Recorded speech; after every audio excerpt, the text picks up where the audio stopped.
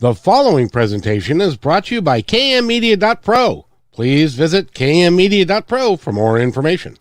Now stay right where you are as we present. Welcome to Positive Talk Radio, evolving ideas, one conversation at a time. Great guests, dynamic stories and interviews, plus new thoughts on a wide range of topics and concepts. I hope that you'll hang with me, Kevin McDonald, my friends, and of course, you. As together we work to understand why we are all here and what we can do to make our world a better place for all of us. To be happy, be kind, and live in peace together. Yep, that's Positive Talk Radio.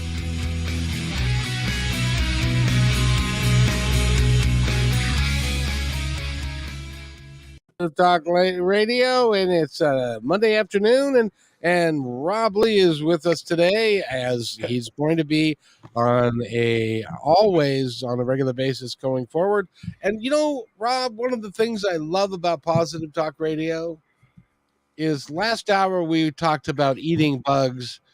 This hour we're going to talk about educating children. Yes, what a difference.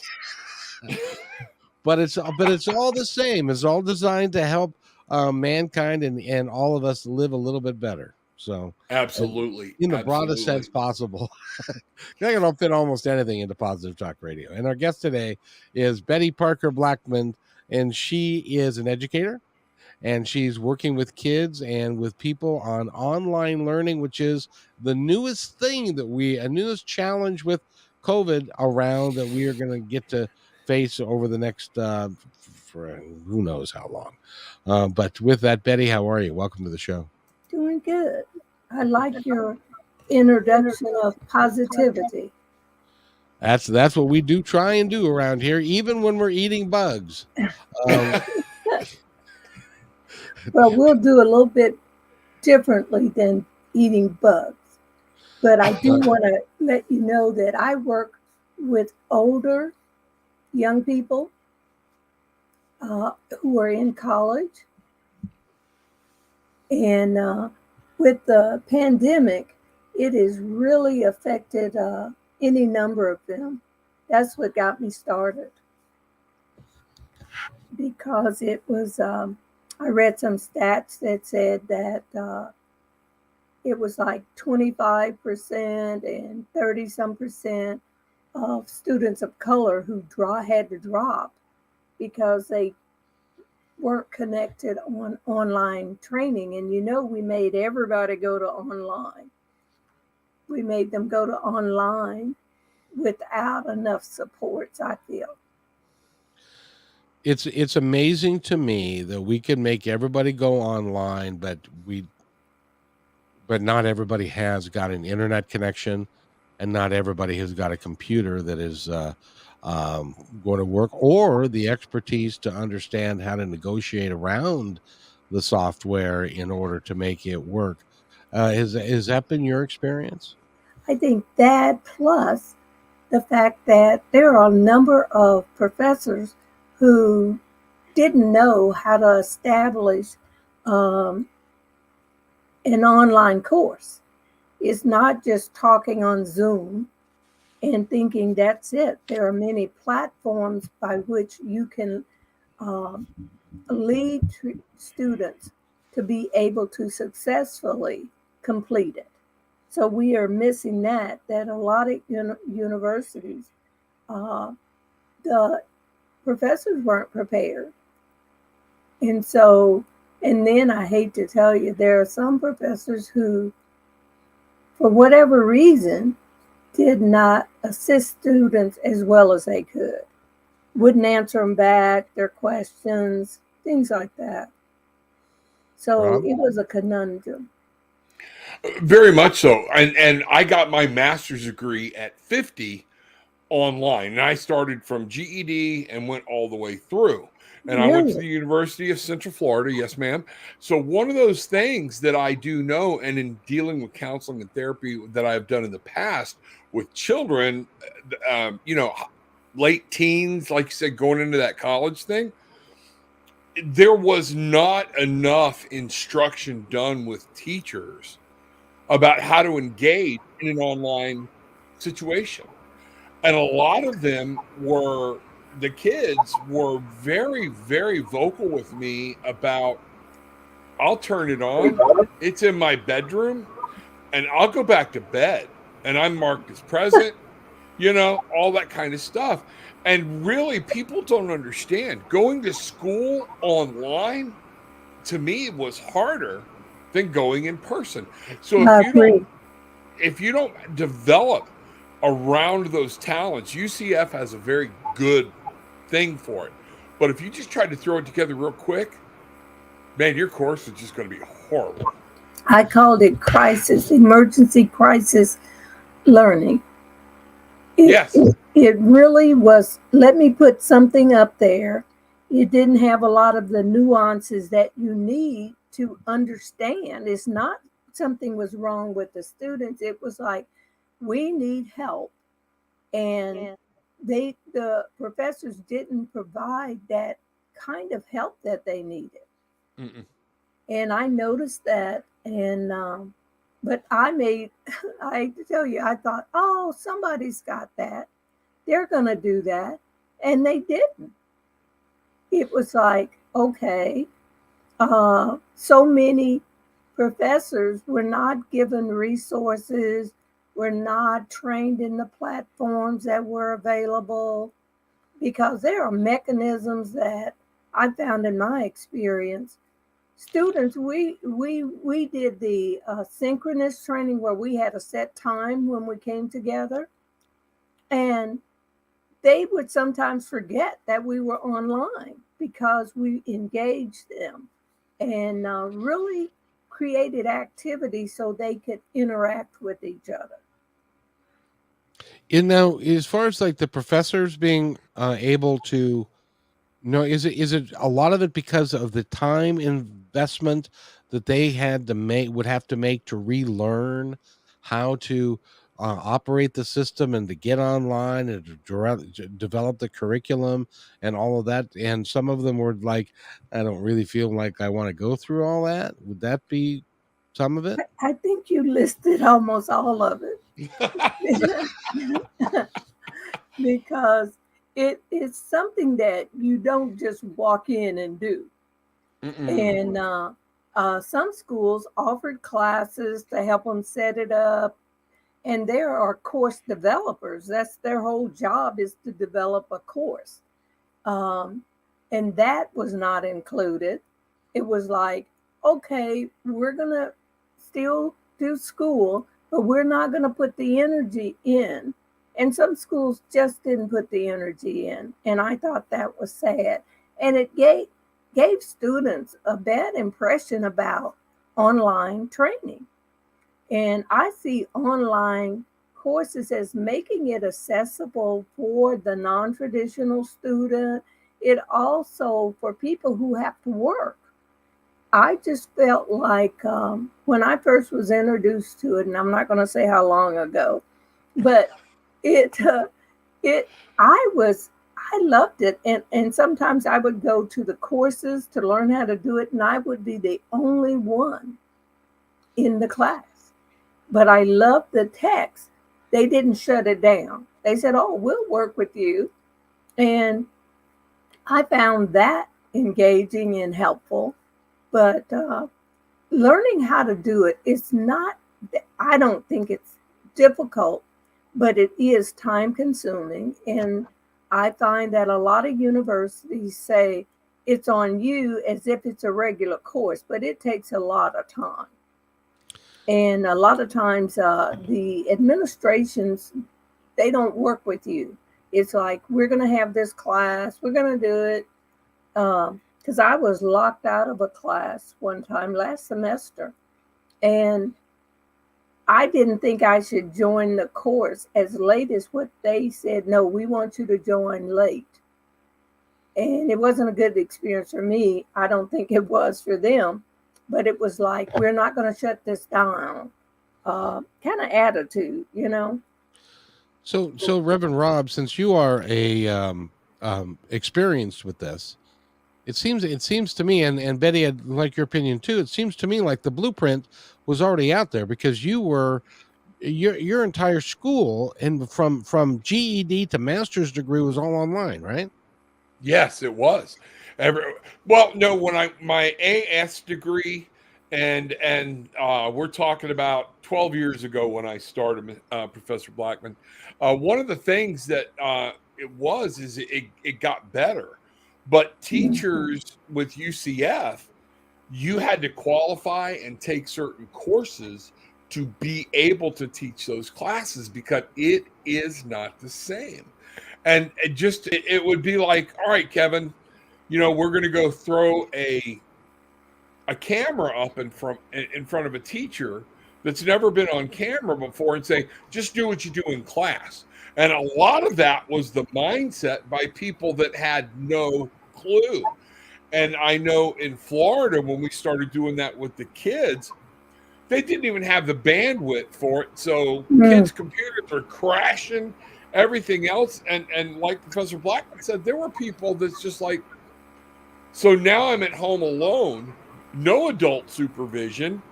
And when their computer crashed, they didn't have anybody to help them at all. So there's so many problems with this that, yeah, just like, you're going to pick up and watch somebody on YouTube, all right?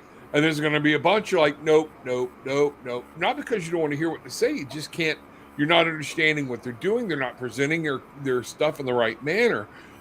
It's the same way with teaching online. Anything online requires special materials, knowing how to put something up, things like that. So, yeah, and I'm like with you, Professor. I mean, thank God for it, because I was a full-time parent doing this when I did it, and being able to go in the evenings, go in the mornings, do extra on my day off, those type of things. But yeah, it's more than just a computer connection or whatnot. It's just like teaching. It's an art form, and this is a different brand of teaching that requires a different set of skills. And I think it's remembering that it does require different skills. It does. How am I going to engage someone sitting maybe not at the same time I am at a computer, listening to a lecture that may sound boring, and sometimes not thinking that the latest thing, you can make your PowerPoint talk. So there's a deeper understanding of what you're saying other than those lines up there. And I think that we started it because over 15, 20 years ago. And what happened is we gradually said there are some exemplary ways of teaching, except we didn't include all the people who would be teaching. And a lot of places do not require that you be certified. They don't accredit your course, saying it contains certain basic things that needs to be in an online course. That they just sign people, during the pandemic, they just threw people into it without engaging and saying, you're going to have to learn this. It's an emergency. And I find that people, the language even, that you can't say to people, I'm going to post. It's a form of online. It's where you just put the material up and it's on them to engage. That's was originally set up for people who are independent, motivated, and committed. So why do you put somebody who's never, ever been up like that and say, go for it? And that's why I saw so many young people get frustrated and drop out, losing all of that college tuition. I just think that a lot of administration did not think it through. They didn't really look from the student side. And that's how I started to say, I received a notice about writing an article in this monograph about online. So I sent them an idea saying, let's send something about how do you work with the student beyond what we normally do. I received something back saying, if you write it, if we'll accept something if it's coming from a teacher perspective. We're not wanting to publish anything coming from a student view.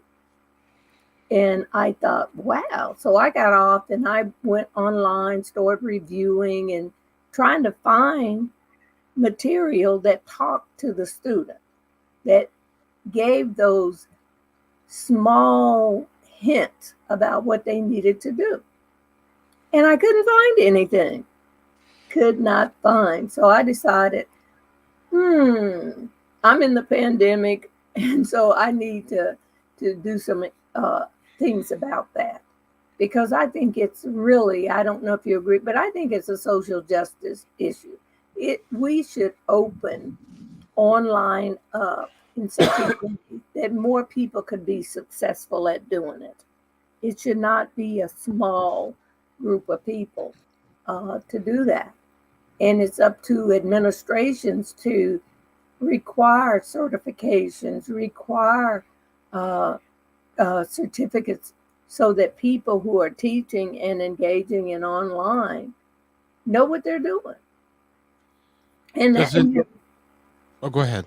I'm not putting, my colleagues down, but I think that they need assistance.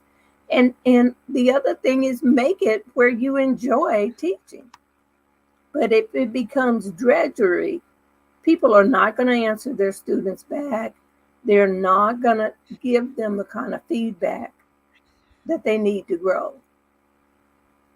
And so hence you wrote the book, Online Student Success, the guide to effective skills for online student success.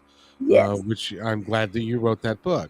Now, I got a question for you, Professor, and that is, it seems to me that, and Rob, your input too, it seems to me that if we went to an online ability to get a full education, that college is so expensive now. The room and board alone, all of the things that go with it. Wouldn't it be cheaper and be more feasible for us to get together and to do it online? Rob, you go first. Did you feel like you got a full education by doing it online? Oh yeah, but like I said again, UCF was cutting edge with it, but there were teachers that very frustrating. What I was upset with about administration was not following through with each of their teachers. Some of the professors would literally say, here's your book, okay? Here's your quiz. And then you put in a question, but they're not answering you until 2 days after the quiz was over. And you need that to start on the next chapter. I mean, some of them were literally, it was like, yeah, just read it, take the quiz, you pass enough quizzes, you go. Other people were very discussion oriented or whatnot, and that was appreciative. But I saw one of the things, what I believe Professor Blackmon was talking about here, is when we talk about taking online courses, there's no unified system about one college can do it one way, another college can do it another way. They're just supposed to be accredited and say that they've covered X amount of content. We want to make this work like you're talking about, Kevin. It's got to be, and make it open to everybody. It's got to be done on a phone or a tablet that most people have nowadays. Online courses are designed for that. They're designed to be on a computer, on a laptop. And to Ms. Blackmon's point, Professor Blackmon's point, almost everybody's got a cell phone, but not everybody has a laptop that can handle the speed or the connection to the internet that they're talking about. So a lot of my classes, I couldn't just hit a hotspot on my phone and run my classes because it wasn't enough bandwidth at the time. So we need to really be looking at, how to bring that in so people can access it more readily from their portable devices. And as it is now apparent to everybody, we have lost Professor Blackmon. Yeah, and we will hope Yeah, hopefully we'll get her back here in a sec. Up, yep, and here she is. Surprise! How are you? Hello again. Yes. So, Doctor or Professor Blackmon, what's your opinion on that? Well, what I heard is that we have to make it uniform in every university. See what happens within the university because of the system of uh, you have academic freedom. It does not mean you don't have to have a competence level at what you do, and you have to have standards. At a number of universities, people can teach without certifying their courses. So then the courses become where someone doesn't put, they just figure all I need to do is post the syllabus. I may put up PowerPoints or not. I don't have to lecture. I just say, here are the readings. And you're going to have a quiz. You're going to have these activities. You're going to do the discussion boards by. And what I tried to do in the book is provide samples, templates for here's how you respond academically to a discussion board, which is different than what you may want to do with your friends. Here's some ideas of how do you write a paper? Because we assume that every school people have gone to, they learned how to do a term paper. And that's not true. And so it's really providing and not feeling like you're doing them a favor. It's really saying, what do I need to do to make this student successful so that those people who are unable to go on campus, unable to do that drive, can do it after work, can do it on their own time. And I think we're leaving out and not thinking about accessibility. That we have to do that. We really have to make it. And it's online courses are more difficult because why? You don't have the same level of communicating with the professor. A lot of times when you're in the classroom, after the class, you'll walk up to the professor and ask questions. You'll get clarification on things individually because everybody don't want to raise their hand in class and ask questions. That just doesn't happen. So how do we accommodate them? At least in classes, you'll do a review before I test. You have to say to them, here's some information. This is what the test is gonna be covered. And when I first started, they didn't let the students know we could see you in your home. We could see you when you're taking the test. So, people, and you could see them, you could talk to them, and you're saying, you're looking down too long. And I think just privacy issues, a lot need to go on to assist students.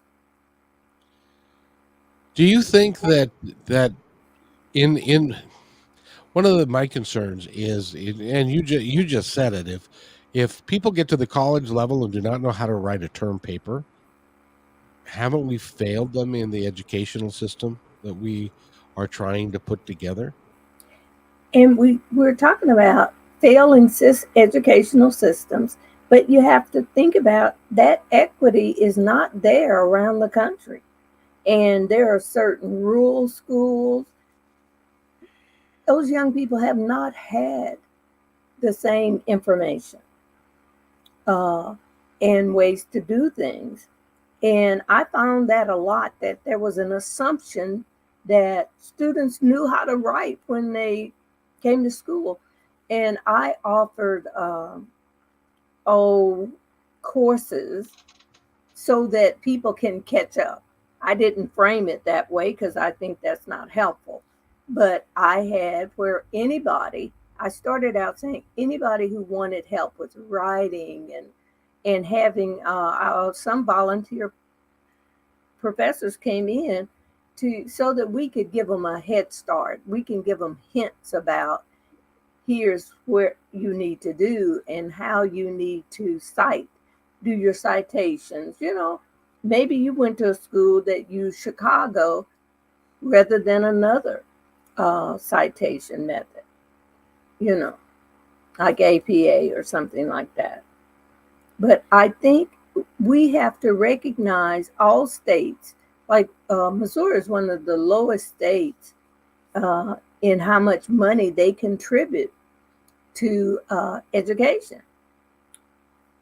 And so how do you help? And education is, to me, the way you enlighten, inform, and then you raise the bar so that people can be successful in life. And I don't think we realize that it is a contributing factor to a lot of what we do. I agree with you 100%. Rob, what are your thoughts?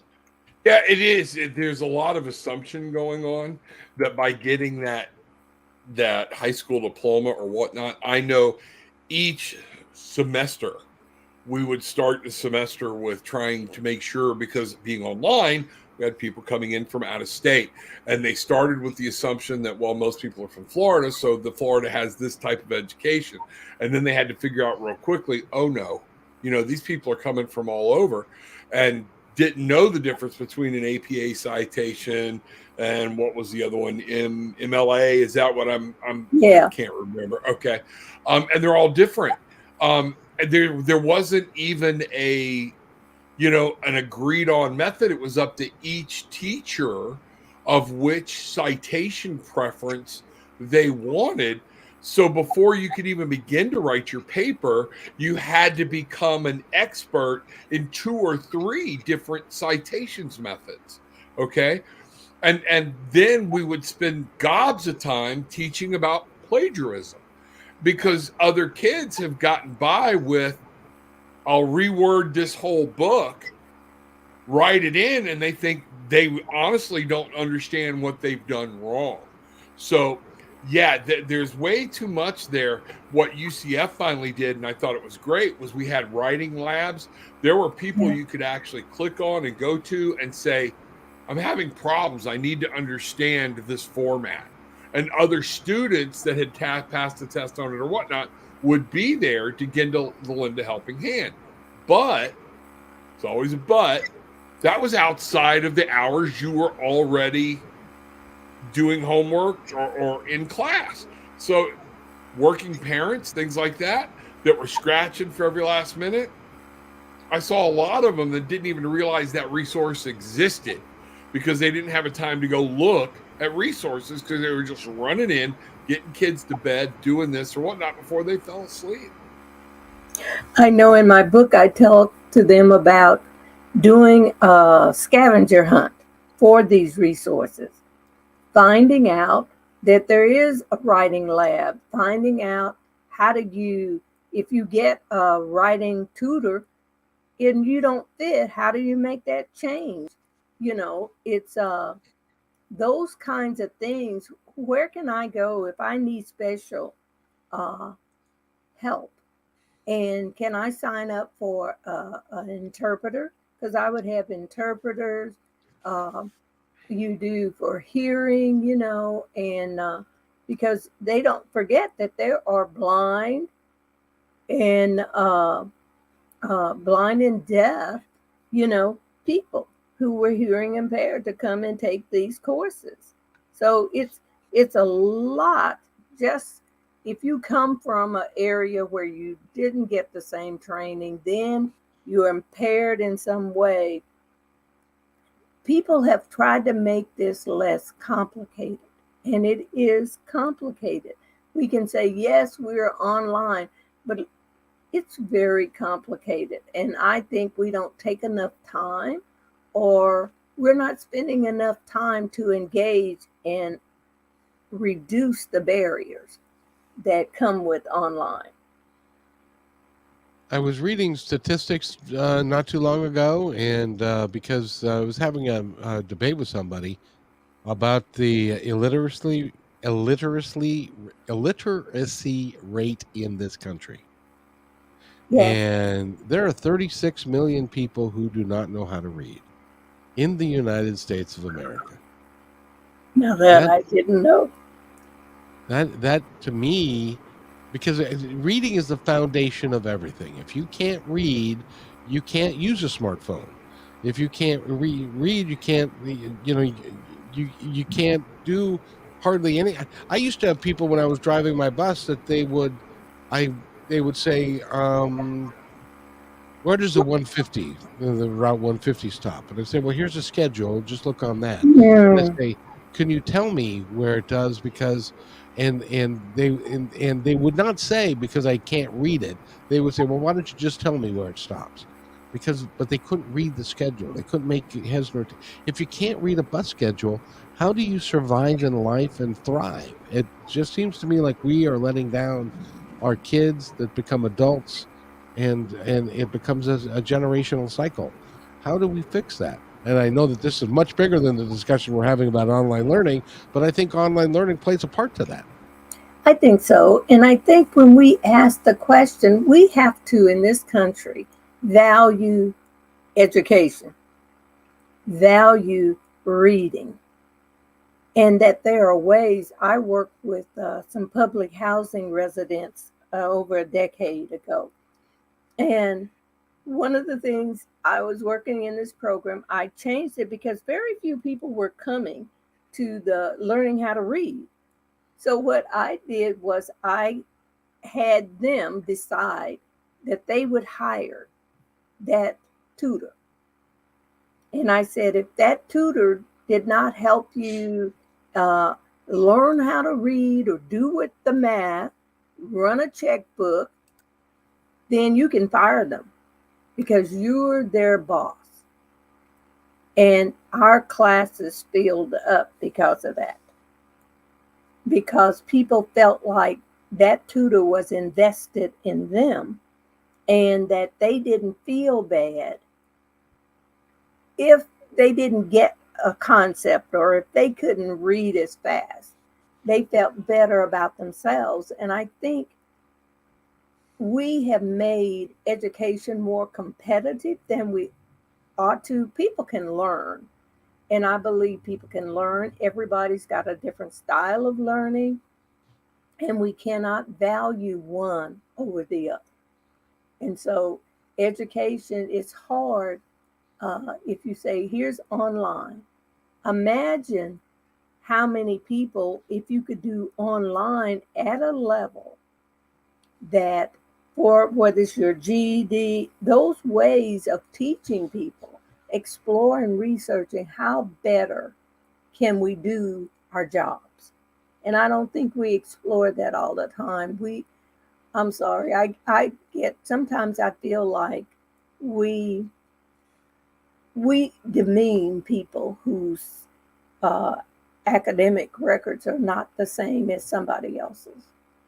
I agree that wholeheartedly. Thus, the whole, GPA, the honor system, valedictorians, all there's a title attached to the higher you go, and therefore, if you don't reach a certain level, we're taking the life out of students in wanting to achieve. I'll never get to the point, and so a lot of that turns into why try, and Yeah. and and and that is not an unreasonable thought. We do it as adults. If our boss gives us a task that I don't feel I can ever reach, I'll never be a fully successful employee because I can only do what I think I can do. And I don't think we give that excitement and motivation for people to see that here's what you're doing and here are some other ways to get to where you need to be, and those paths are not the same. Everybody does not learn the same, and there are ways that you can succeed. Yes. I don't find that. I think we've lost that education, that pedagogy that says It is my job to figure out how to make you learn. And I may have to push you a bit because I do push. I tell them if something is hard, I don't want you to stop. I want you to make me figure out another way that you can learn. But the sad thing is, a lot of students come to us and they're so used to not asking. They're not used to coming and the word that came to my mind was demanding. Show me how to do this. Show me and let me know that there's nothing wrong with me because I'm asking you. And that's part I put in the book. Say, don't worry about your professor thinking that you're not smart. You need to say, I'm here, I'm worth it, I can do it. And I just think that is not pushed enough. And that's at the lower levels as well as higher ed. I think we can do better. Rob, you're nodding your head vigorously. Go ahead. Absolutely, because I think we put so much pressure on kids on different things. I know in Florida it's been an ongoing debate for quite some time. And now since my kids have been out of the school system, I haven't really paid attention like I should. One of the arguments were, teachers are underpaid or whatnot. And what they're paid by, or the way they get their bonuses, is by the way their students test out on the functional literacy test or whatever they're calling it now. And I know for the longest time, Spanish was being called by a grade, okay? Because if you brought in flan or something, nobody was learning Spanish. They would teach them Spanish ideals and culture. But if you brought in extra credit stuff, flan, tacos, something like that for the class, you would get by and walk out and not know a lick of Spanish. But the Spanish wasn't on the functional literacy test. You see what I'm trying to say? Yeah. Does that make sense, Professor Blackmon? Yes, it does. Because we're not comprehensive. Okay. I just feel like on most jobs, you are evaluated and assessed by what you're doing, not just you doing the activity, but there has to be outcomes. What's the result? And I'm not sure we are looking at results. It's like, and when you teach to the test, what's going to happen when they leave that room? When they leave that level, we will have lost. And I think what happens, we make people feel lesser, so they don't want to pass or they don't want to do the job. And I think that lack of motivation carries over, and we're always complaining about the workforce. But the workforce is a result of how we train them. And training people not to care about, go ahead, I'm sorry. No, I said good point. So it's, a lot of schools, higher ed schools are trying to turn into vocational, and they're trying to gear the curriculum not as a general, but they're trying to take the curriculum to, we're going to train you how to work in the workforce. And I'm sorry, I don't think they're prepared to do that, because a lot of them have not been in that workforce where the widgets, people count how many widgets you're able to produce, And that takes a mindset, it takes critical thinking, it takes problem solving. And I don't know where that went. That used to be a part. And if you can critically think about something and problem solve, and I think you can be taught to do that, you are able to do a variety of things. And you don't have to train people to do only widgets. They can do something else. And I think we don't see education that way. We Guys, have college graduates that can't even write a cursive sentence. yes. You know that it's sad. I see I struck a nerve. You know, but you can't. And I've got a son that's got a master's degree. He is, an archaeologist doing great or whatnot. But all of my kids' handwriting is for crap. All right, because now everything's typed, everything's done. They don't have to learn to write. I know. There's something that's lost in learning anything to me, and this is personal opinion, okay? When you start losing basic skills, when they're not even learned anymore. Just like owning a business and your cash register fails, do you shut the door because you can't do the math? Have you ever been into a store where that happens, Rob? Yes. I've been there too, guys. People cannot for the life of them count change back. Yes. No. It is amazing. I had a guy, I gave him a $20 bill. The bill was $16.22.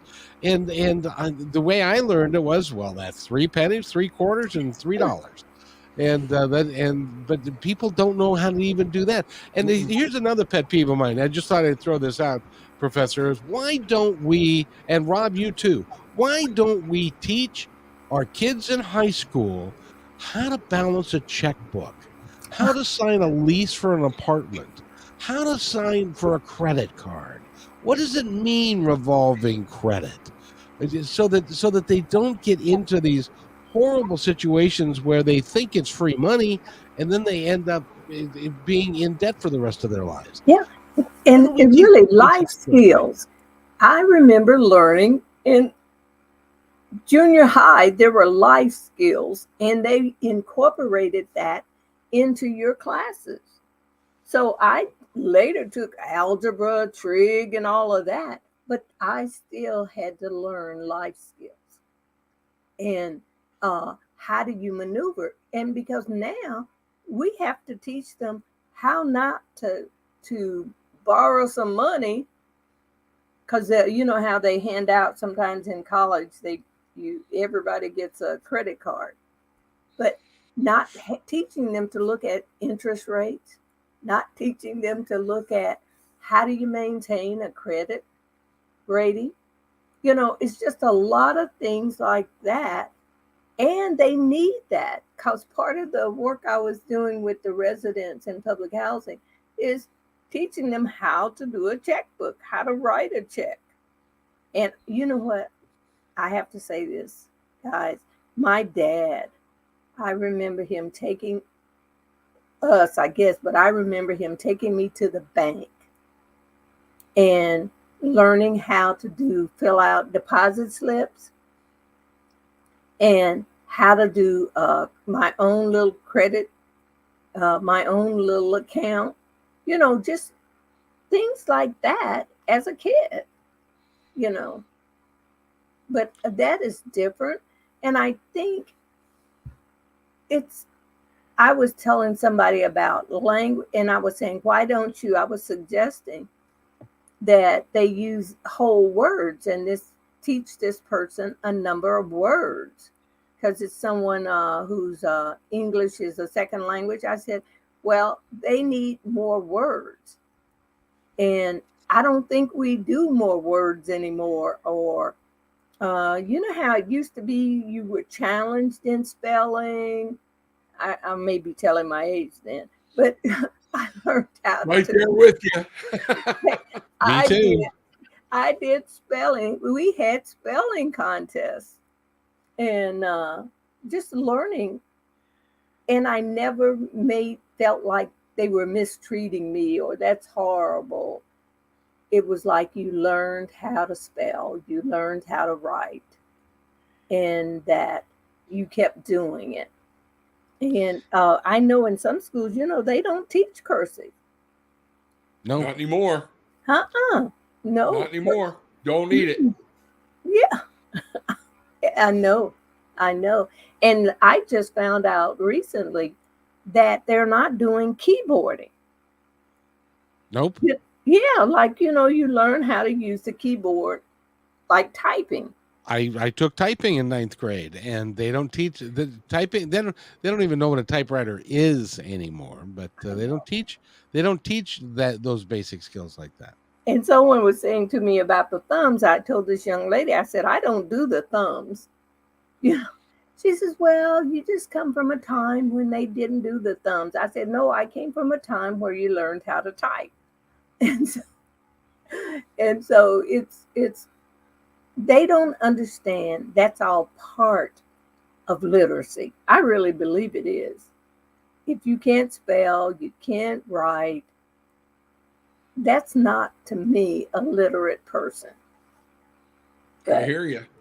Well, and if you cannot read well enough to enjoy a good novel, and because you're concentrating so hard on saying the words or figuring them out that it doesn't flow, then you'll never enjoy reading. And reading is a cornerstone of virtually everything that we do.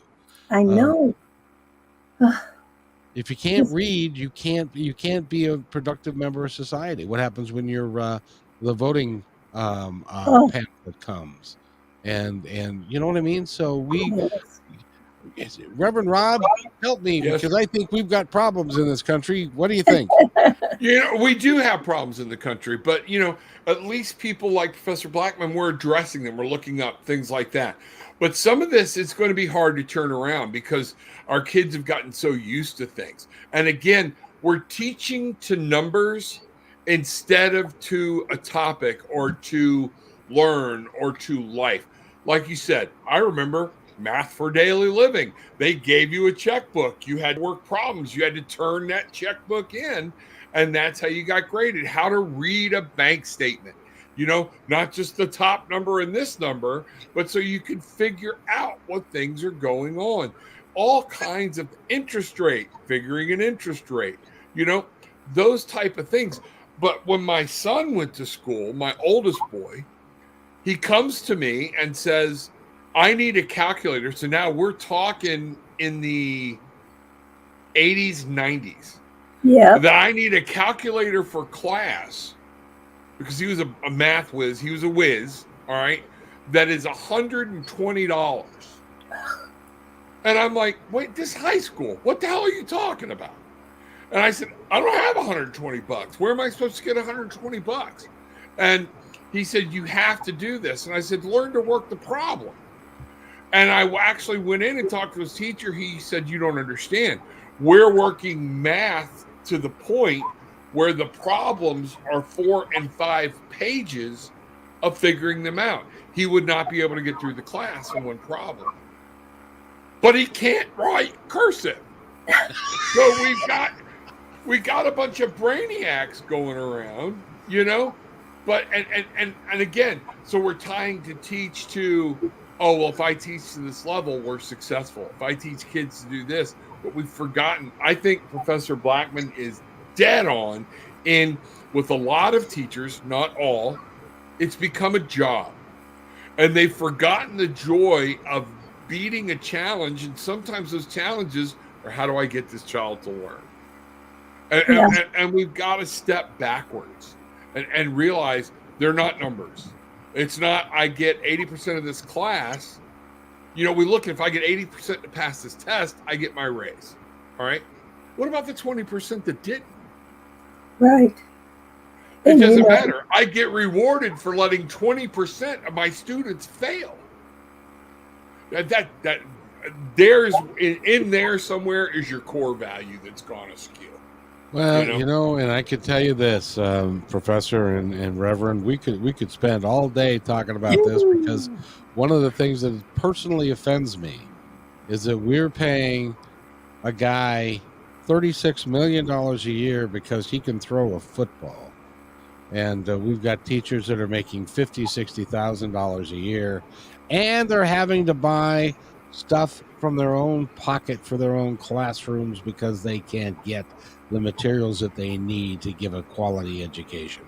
We have got our priorities so screwed up in this country, it just drives me crazy. I think it's sad. I think also what we've done is that we haven't figured out a way to evaluate how much my child is learning and get mad. See, I talk to, say, parents ought to, my latest thing is with the people who are saying you can't read this book, don't read, we'll ban this book. And my thing is, what about the parents who don't care about that and they want their child to have a broader and more diverse learning? I said, I told this one girl, why aren't you up there talking to the teachers? Why don't go to the school board? I said, we have to push back. I really think we have to say enough's enough. How can I make people understand I don't want a certain thing? I want my child to be broader, more diverse, and say that, because I just think it's just like for me in online learning. I know when I first started, people were saying, oh, it doesn't work. I started doing research to look at what does work. We know what works. And so we should say, and then I think we should also go to school board meetings, talk about we want to pay our teachers more, talk about ways that you evaluate them so you're pleased. And I think, this is paying teachers low, also have to do with how teaching was viewed as a profession for women. And then we assume that the women didn't need as much money as to engage as maybe, I don't know, some other worker, a plumber or something. And that has how our values run.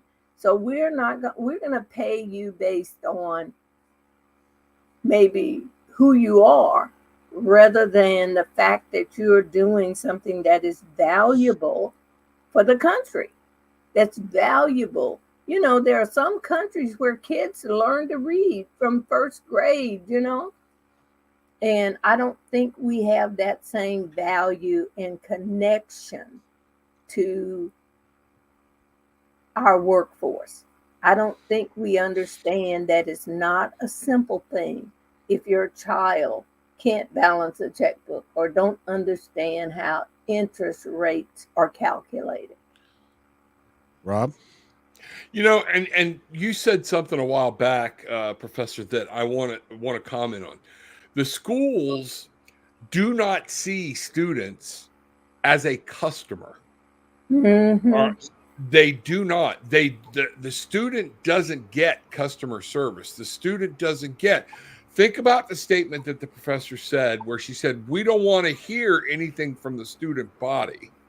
We only want it from the teachers. What business would function if they never wanted feedback from their end user?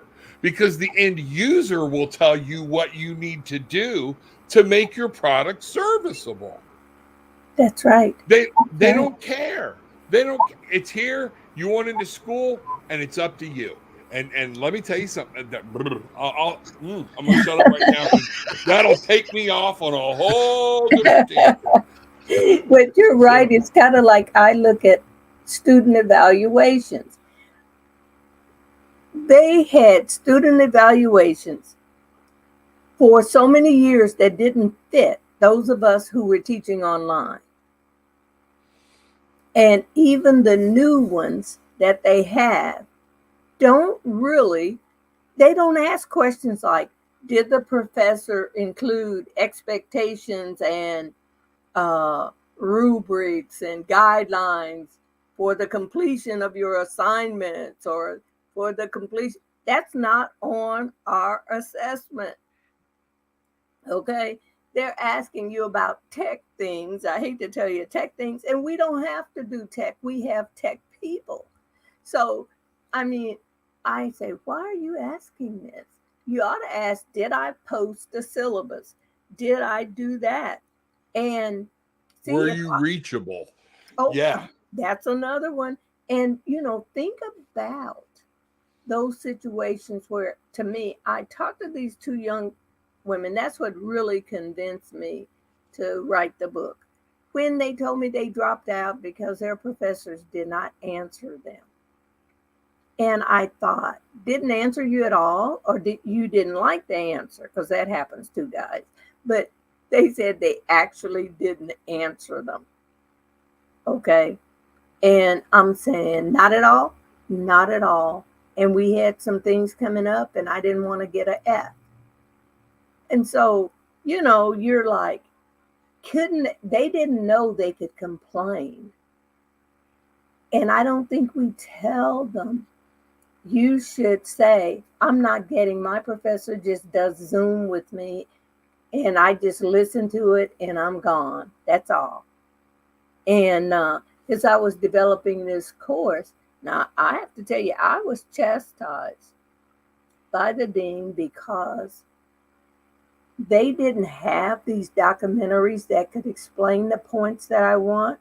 And the librarian said, oh, you could have them go to the public library. And I said, really?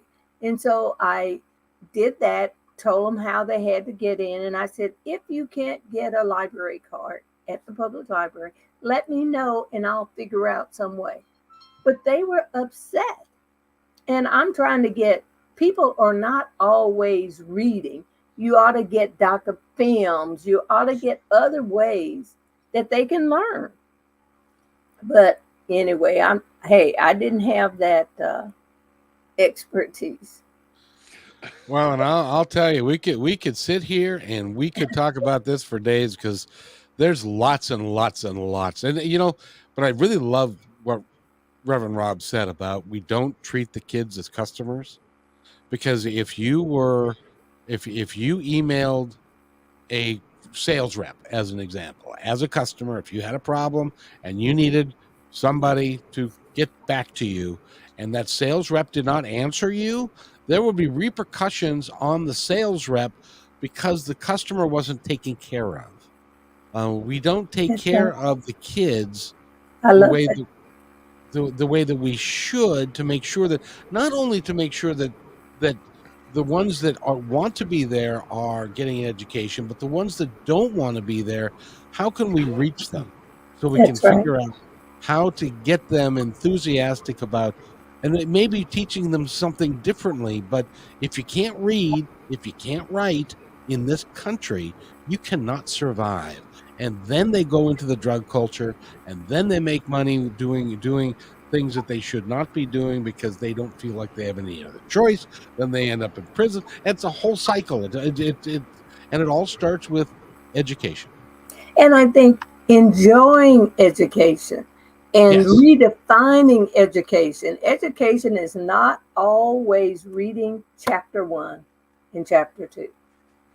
And it's learning how I engage with another colleague sitting next to me.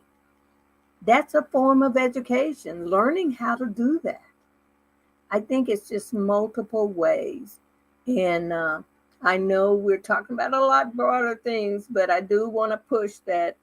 I do want people to know that there is help, that they can read my book, Guide to Essential Online Student Success. And it's at Amazon.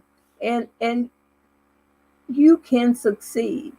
If we could get that body of people who feel like they don't have time to engage in getting more information about a discipline, I tell people, stop wanting to survive, but thrive. Figure out what thriving is for you. You gotta figure out how to thrive. Some years ago, I decided I don't want, people would say, I'm surviving. I told people, I don't want to say that. So I started saying, I'm thriving. And learning what that meant for me, because everybody's thriving is not the same. But knowing what that looks like, how is that in your life? And I think thriving is one of the most important things that we owe to ourselves, is how do I thrive? How do I thrive in my work? And Reverend Rob has a saying for that. Okay. You know, bangarang. What you put out, you get back. And a lot of our kids and a lot of these people, our young people and things like that, they don't even know what they don't know about their own selves. Yes. They've been taught through years of programming that getting a grade, doing a certain job, making a certain amount of money is success. But it's not thriving. And until you thrive, yes. you don't even know what it is, you know? That's right. And you know, so I think we have to really push people to thrive. And I ask them, I still, I really think that we've lost, we've been fearful of saying to people, you need to thrive rather than survive. And there are things that we've gathered ourselves through our life experiences that we don't share as much as we used to. And that's why I think what you're doing is great with positive talk, positive radio, We're doing everything we can, and one of the things that we're doing is bringing people like you so that you can talk to us about what you're doing, because you're working to make a difference. And that's all anybody can do, is to do the best they can. We've been talking with Betty Parker Blackmon. Go to her website, which oddly enough is www.bettyparkerblackmon.com, and you can get the book there. You can get, which is The Guide to Effective Skills for Online Student Success. You can get it there. You can get it at Amazon. It's just about everywhere. And we appreciate you coming on the show today, young lady. Well, thank you for asking. You betcha. And Rob, before we go, you have got some of your tribe have wandered in, and I thought you'd like to say hello to them. Hey guys, how are you? My barefoot bangarang tribe. Miss Blackmon, these people, we yell bangarang to remind ourselves what we put out is what we get back. And one of the things we do is we tell people all the time, the barefoot bangarang tribe, once you remember that and you live in a place of gratitude, you can then reclaim your magic and find your wings and fly. You can change your life. You can change who you are. You can change anything you want to about you. Bangarang. And they're all here. Well, not all of them, but a few of them. And I'm glad you are here, ladies. Thank you so much. Bangarang. And Deborah this is such an important conversation.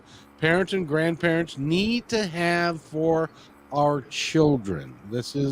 And I agree wholeheartedly. We really need to make it serious, because we've got too many kids that are falling through the cracks, and too many kids that are dying needlessly at a young age because they're doing things they shouldn't be doing, and because they don't feel like they have any hope, any chance, any choice. And that's a crime in the most powerful country in the world. I agree. Stop assuming that the system is going to take care of you. It's not designed for that. It's designed to keep us where we forget that we can thrive, in my opinion. Okay. I think it's about maintaining the status quo. There you go. If we all jump on our little hamster wheel jobs, we don't get too smart, because then we don't question authority or question things, so Kevin, I won't go there. I'll shut up. But that's nope. I agree. I agree with you 100%. At one point in time, we have to question everything, because as we have discovered over the last 4 or 5 years, there is this misnomer out there, and Putin is using it today. And the misnomer is, if you tell a lie loudly enough and long enough, people will believe it. And that's we need to be telling the truth, and be getting the truth out there. And let's see. And Indigo Heart says, totally agree, Deborah. We were homeschooling our 13-year-old granddaughter, and she decided to go back once schools were open again, because she was missing her friends, which I understand. And that is another part of education, is social education as well. Yes. So, but we're not going to keep you any longer, young lady, because we've kept you Betty for the entire hour and stuff, so we'll let you go unless you want to hang out. But I got a feeling that Rob would like to talk to his tribe a little bit more. So Sounds um, good. I'm going to give him the opportunity to do that. But I want to thank you for being here, Okay, and thank you. and Thank you, Professor. you have an awesome day. And there she goes. There she goes. There she goes. Bangarang, women, bangarang, tribe, bangarang, my beautiful ladies and people. What's happening? You know, we are there. We are kicking. We are alive. Thank you for showing up. I appreciate your support. I know Kevin does too. This is just an awesome day. And this, again, the whole idea is people need to stop thinking, well, my kid's going blind on school, so everybody else will take care of it. They won't. So this was maybe a little deep for some people. Not my usual rantings and railings and flashing cards or whatnot, but Rev, that's what Positive Talk Radio is all about, is to bring and we need to talk about, we'll never achieve any changes if as Positive Talk Radio if we are only going to talk about hairy fairy and stuff. We've got to talk about some of the issues that are going on in our world that we would prefer weren't, but we can approach it from a positive viewpoint and a positive way of making a difference. And that's really what at its core, that's what I want Positive Talk Radio to be. And that's one of the reasons I'm so glad to be a part of it, because I do enjoy these types of conversations. And they're you very add a deep. lot to them, by the way. I just wanted to make sure that. Thank you very much. I appreciate it. So my wife and I were having that discussion today, and this morning I was having a little woe is me pity party moment, and about my education and those things. And no, I wouldn't give anything up for the world. I wouldn't change anything or whatnot. So thank you very much. It allows me to be here, and do what I do. And the key for us is to be able to converse on a wide topic of interest of people, because different things affect other people differently. And if we can put out a positive way of and bring positive people here to help all of us understand maybe a different viewpoint. And as an example, tell them what we're going to be doing. Reverend Rob has agreed to eat bugs next week. I just thought I'd mention that. Let's get ready. You're going to have to look for it. We're from Dr. Fisher that was on early, Brian Fisher, the bug expert, and talk about eating bugs. We got it talked about it, and I started looking up crickets. And on Amazon, you can order some flavored crickets. They're really not that expensive either. It's like $9 for 3 bags. Not that they might not sit on your shelf for a while or whatnot. But I have agreed. So if y'all want to get a bag and enjoy them with me, you're going to watch me live on the show try some, what was it? Cheesy ranch crickets, some wild buffalo crickets, and then there was some other barbecue or something, but they're whole crickets. So we're going to try them or whatnot. I'm glad somebody else caught them. What the hell? Let's see what's happening. Just don't get any stuck in your teeth, any legs stuck in your teeth. That would be terrible. Yeah. Y'all might sit here. I got to remember to bring some toothpicks, because it'll be like, oh, there we go. Antenna. So, and I really appreciate you jumping in with both feet on that, because not only did I not think of that, had I thought of that, I would have dismissed it out of hand. Got to try it. If it's out there, it's funny. If my wife put spinach in front of me, but I'm going to eat a cricket, Yeah, no. I don't think that you're going to get away with that anymore. I will. No, because I know what spinach tastes like. I don't know what crickets taste like. So I'm a firm believer in that. Don't knock it till you try it, and about certain things. Well, like I said, they were on the menu at Safeco Field in Seattle as a let's go to a ball game, have a bunch of beer, and then we'll eat something disgusting kind of item. So, it was like, so, and they sold for a while because it would be like a guy would buy it for his buddy and say, "I dare you," and Right. that kind of A thing. But novelty eventually, thing. eventually they Yeah, went so away. we're waiting to see. Hey, Kevin, real quick, can I remind people that this Saturday, 4 o'clock, I'm doing a course, Tarot Simplified 2.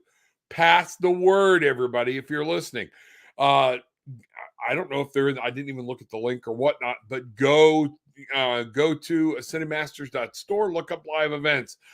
Tarot Simplified 2. And what we're doing here is I'm actually going to let people come on. We're going to give them the whole Zoom link. We're going to record.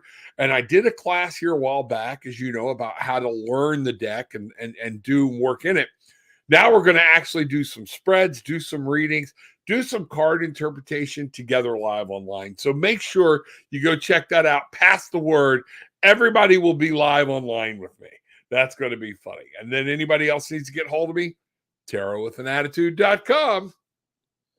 There you go. And just as a reminder, we were going to start our new Positive Talk Radio format, which is going to be from 2 to 4 Pacific time and 5 to 7 East Coast time on Mondays, Wednesdays, Thursdays, and Fridays. In addition to that, Wednesdays we'll be doing 2 hours from 2 to 4, and then a KKNW show from 4 to 5, or from 7 to 8 if it's on the East Coast, and Friday noon Pacific time, and Monday at 9 a.m. Pacific time. We have great people. Great people that are actively working to make a positive difference in the world. And if you know anybody that's in your world that you think would be a good guest to have on the show, just drop me a line at myindependencereport@gmail.com. Drop me a line and we will get them we'll book them on the show, and we will have a great time with them and stuff. So we want to make this interactive. We want to make it for everybody. So if you know somebody, and they can be anybody that has a positive, even metaphysical people and that kind of stuff. So, because I know a guy who's a tarot card reader who's just phenomenal. I'll have to look him up. See if I can remember who that is. Hey, I'm going to ask everybody too, positivetalkradio.net. There's a donation link, isn't there, Kevin? Yes, there is, sir. Yes, if you like what we're doing and you want to help us, because there is some cost to this, and Kevin's footing a lot of it. So do me a favor, help out, because that means I'm going to have to start helping out. So, go drop a link, whatever spirit lays on your heart. Help us continue this on. And you know what? Kevin and I have a desire and a goal to get this thing syndicated and get moving on into another venue. Y'all help us. Pass the word. Share the link. Let everybody know. But we really need your support, and we appreciate y'all being here. You have no idea how important it is, because I think in this day and age and the times that we're living in, it's more. I started in 2003 during the Iraq War. This is even more of an important time for us to spread the type of message that Reverend Rob and I want to put out there than it was even then. We've got a tremendous amount of troubles and problems, and we can only do it by getting together and understanding that we can all work together, that we are all one, and we are all one family, and we need to work together for the betterment of everybody. Because if everybody doesn't get to go along, nobody does. That's okay. I'll get off my soapbox. No, I don't I do that agree with often. you. It's okay. Go, brother. So I sat through a lot longer sermons than that growing up. Yes, praise God. I was listening to you on Saturday, and it was like, he has shades of a Southern Baptist preacher in him. Not shades, actual genealogy. So I was waiting for the tambourine at one point, but I didn't get the yeah. So if does anybody have anything else that they'd like to share with us before we go? You better hurry. Yes. Speak now if ever. I don't know what the delay is, but if you have something or you have an idea for somebody, to reach out, you can either reach out to Kevin. Kevin, what's the email address for Positive Talk Radio? I'm going to be changing in the future, but it's myindependencereport@gmail.com. Okay. And also, you know how to get hold of me. I'll get it to Kevin. That would be tarotwithanAttitude@gmail.com, or just go to Tarot with an Attitude and leave me a message there. I'll get your email. We'll get it on. So let us know about a topic. Let us know about something you think we need to talk about. But if there's somebody out there, you got their contact information, let us know. Exactly. And the Indigo Heart does say the education systems around the world is broken. That's why more and more families are homeschooling now, and that number is growing fast. And Absolutely. it is. And I hopefully that we can figure out a way with homeschooling and with regular schooling and stuff that we can get a well-rounded social education for the kids, as well as sporting education for the kids, as well as all of that, so that because I'm not sure how it's done now. If homeschool kids can participate in sports after school, I have no idea. Can they, Rob? Do you know? Uh, Not at the school. They've got to be enrolled in that school. But what I'm seeing, and Indigo and Deborah might be able to act more on this.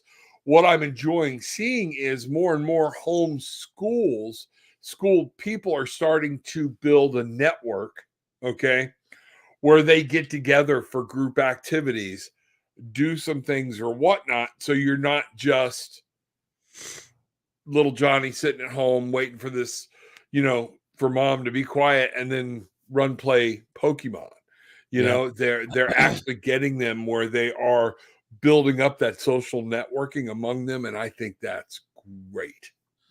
And the other issue that being a former bus driver, I can tell you that's the other issue that we need to really work on is for single moms. Dad turned out to be not such a great guy. He's off doing something else, and single moms are trying to raise kids and are working full time, and they can't homeschool because they're busy working perhaps one or two or three jobs. That we need to make sure that those kids have a safety net, that mom has a safety net, so that we can, and those can be community centers whatever we need to do, so that those kids don't fall through the cracks, because that's where the crime rates come from. Well, Reverend Rob will tell you that's where a lot of those issues come from, are people that have lost hope. And this is the greatest country in the world. It amazes me that there are people in our country who have lost hope, that don't believe that they can do what they want to do. And we need to fix that, I would hope. And you know what? I know at one point we have the potential to be the greatest country in the world, and I think at one point we were. But there is a video with Jeff Daniels where, and I would challenge everybody to find it before you just get pissed at me and write me off, okay? That he talks about where we've fallen in the world. And do you know we lead the world in 12-year-old sexually transmitted diseases? Yeah. Things like this. There's so many things that are happening that's sliding right under us, and we don't seem to care. If it doesn't affect me or mine personally, yeah. But we need to be the greatest country in the world again. People need that light. We need to understand. I'm so proud of where I live and this country or whatnot, but it doesn't mean we don't need to change some things in the way it's going. When we have 16 million kids going to bed hungry every night in the United States of America, when we have 32 million people who cannot read a menu, we are not doing our job as a society and lifting all boats and working together for the betterment of all citizens everywhere. And until we get that through our heads, we are not going to get there. But I believe that we can get there. And you're right, Rob. I say we're the greatest country in the world because I don't want the emails. There you go. There you go. All right. So anyway, I'd like to thank everybody for participating with us today. You're going to hear more of this. That's why we took this one a little bit long, because I wanted to get you guys a flavor of what Rob and I are going to do together. And I couldn't be, and I'll say this publicly, I could not be happier, Rob, that you and I made connections, and that we're going to go down this road together. I think it's a valuable piece.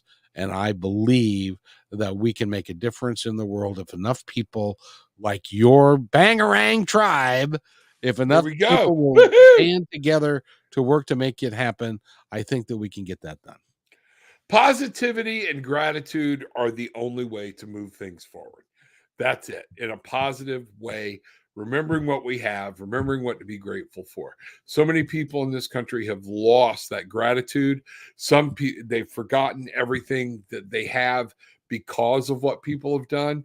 And this is time to remember gratitude, positivity. And sometimes we just need to disagree, and agree to disagree and then go have lunch.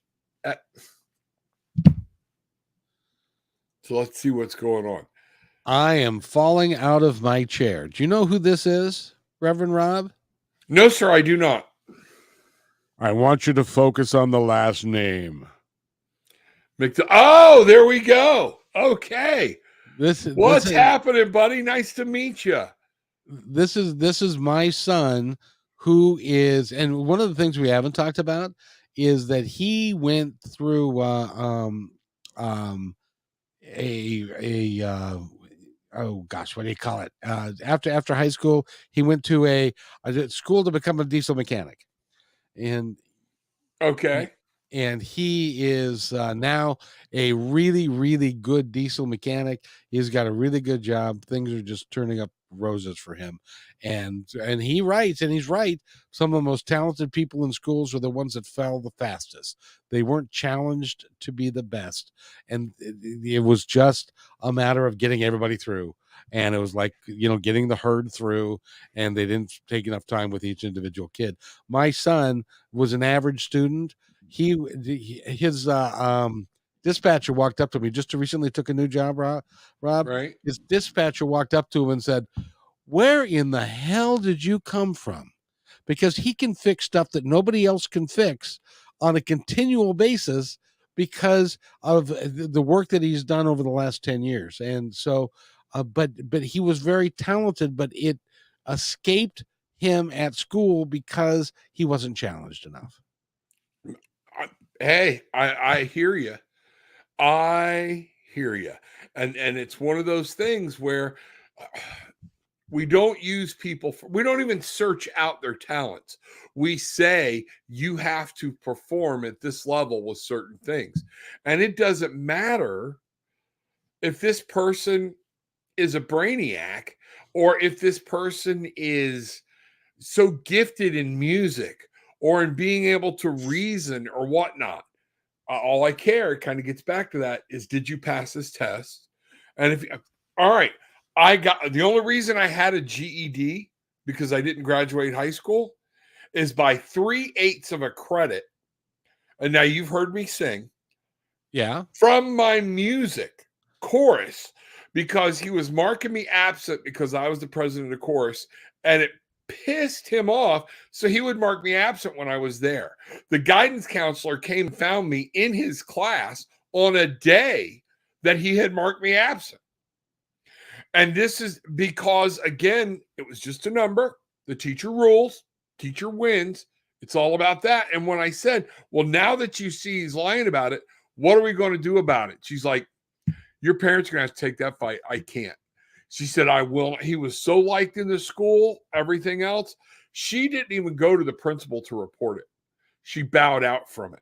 My parents were that old school. They refused to believe it. Yep. So at one point, my dad went into school and he's like, why is my son only getting C's?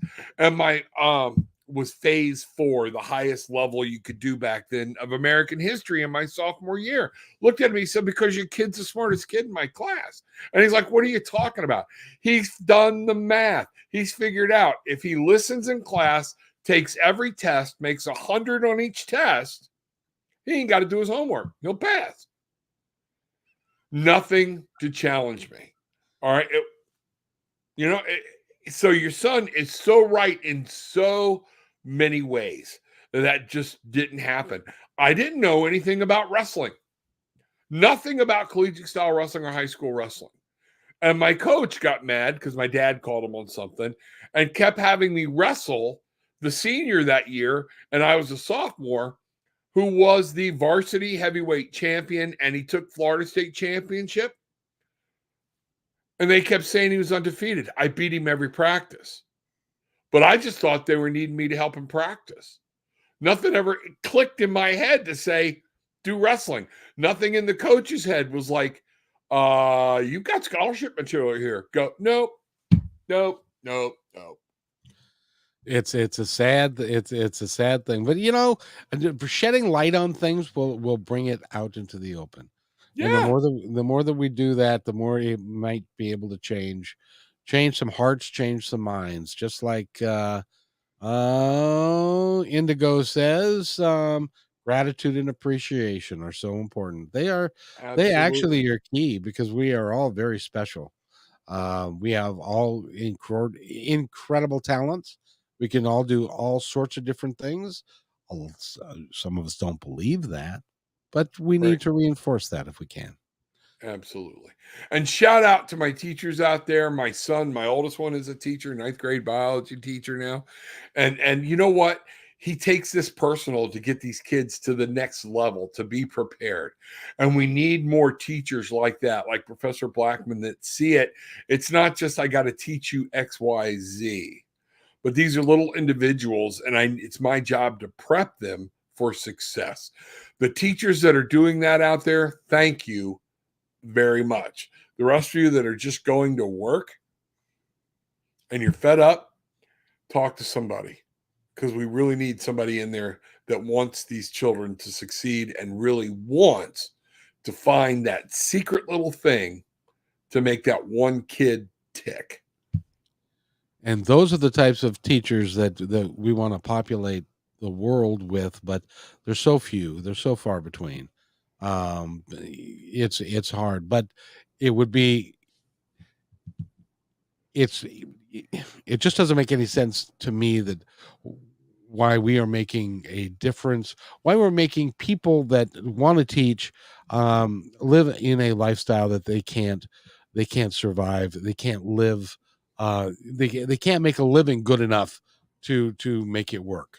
I've worked with teachers that are having family issues and things like that because they're working all kinds of hours. They're staying up late to grade their papers, and they're not socializing with their own family. I've worked with teachers whose kids are like, her students are more important than us because she spends more time on that.